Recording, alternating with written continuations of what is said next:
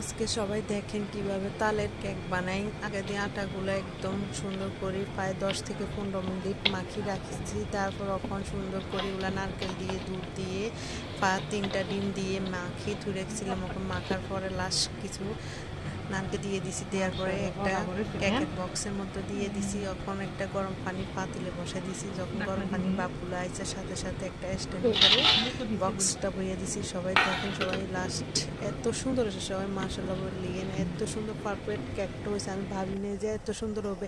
আজকে এটা এভাবে হয়েছে আমি বুঝিও না। কিছুদিন আগে একটা বানিয়েছি, এত মজা হয় না, এভাবে ঝরঝরে হয় না। এটা একদম এতটাই যে মজা হয়েছে বলার বাইরে। দেখেন এত সুন্দর কালার আসছে।